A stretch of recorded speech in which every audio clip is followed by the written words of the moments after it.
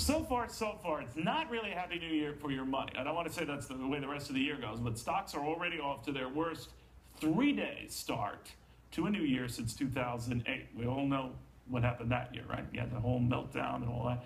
Well, is all of that red going to keep millennials, who've never been too keen in this market to begin with, investing their green in this market right now? Don't count on it. So Weston Wamp, we've got Alexandra Smith and Jason Dorsey. All young, all have some money. But Jason, if you're any sign, not too keen on this market. Why? That's correct. Yeah, much of the market that we've seen, the millennials that made money initially lost it. Those of us still struggling from the recession don't have money to invest. And many, many millennials saw their parents lose a ton of money. You put it all together and it's a perfect storm for us not to put money in the market. You know, I've spoken to over 10,000 financial advisors, and they consistently say they cannot get millennials to put money in the market. And one kind of hidden drag is the student debt. You know, when you're drowning in student debt, you're trying to make a comeback financially, the last thing you're thinking about is investing. And while that may not be a great long-term viewpoint, it's certainly something that short-term is, frankly, the only option that a lot of millennials feel. Do you feel that way, Alexandra? Absolutely. I mean, this generation, the stakes are higher than ever. This is a generation that holds more personal and student loan debt than any other generation in history. 47% of millennials use half of their paycheck or more to cover this debt. So, I mean, when the stakes are that high, it's just not a reality for us to invest our money into something so high risk. You know, Weston, I'm thinking of guys your age, though, and thinking, all right, with all your worry and angst and your legitimate fears, you've missed a rally that over the last 6 years has essentially tripled a lot of folks' money. Do you ever feel like you're missing out? There's no question we missed that opportunity, but we had pretty deep scar tissue. Right. And I'm the type of millennial who was going to come in of age. I was a junior in college when the sky fell. And not only did we see our parents lose a lot of money, those of us who put in the first money that we earned into the stock market saw enormous losses. And frankly, it was the first real life lesson that Wall Street can be greedy, and Washington, more often than not, for 10 years has been incompetent. Jason, do you feel the market's a rigged game? Do your parents do, or your experiences you saw from them, you know, give you pause? Personally, I work in financial services. We help a lot of financial services firms understand millennials. So I don't think it's a rigged game, but I do believe, based on our research, that many millennials feel it's a rigged game. And ultimately, you're not even keen on it, though. You're not even keen on it. You know, I certainly am more conservative when it comes to investing than you would historically say somebody my age is. But you're missing a party, right? I mean, Alexandra, do you feel that you're missing a party?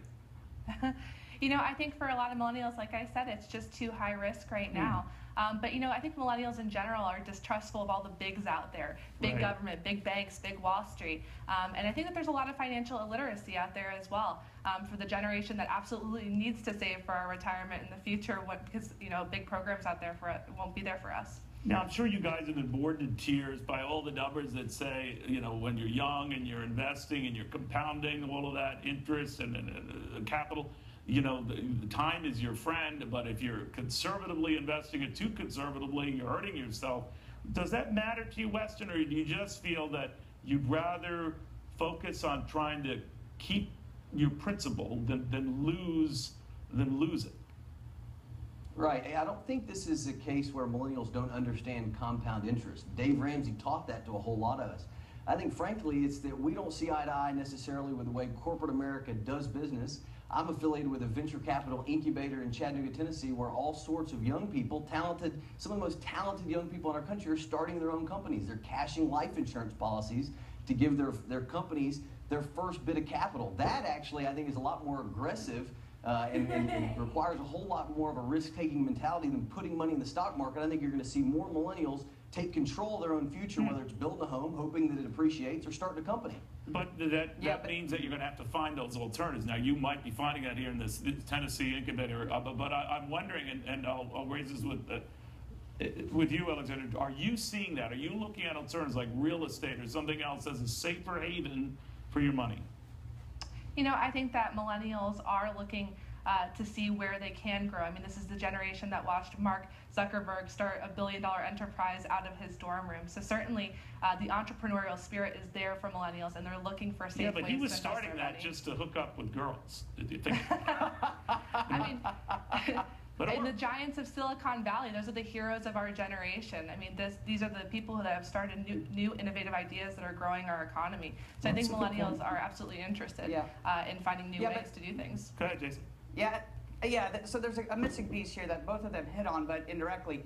Millennials don't understand financial risk. I think that's fundamentally an issue here. So both of them are right that alternative investing from millennials is going through the roof, but the understanding of that is that they don't see it as risky. I mean, to invest in venture capital versus putting it in an index fund or a mutual fund, which, you know, I'm not advocating for either of those, but what I'm saying is the risk oftentimes is much greater in a VC or private equity. You know, in our case, we invest in operating businesses, we invest in hedge funds, we invest in private equity, we invest in lots of different things.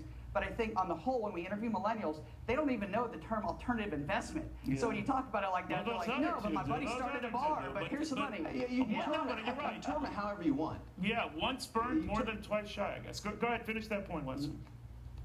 Well, you can term it however you want. The most old school, all-American investment you possibly can make is in yourself, in your wife, in a small business you start. I think you're going to see more and more millennials basically go and hoe their own road and prepare for their future and their family's future that way.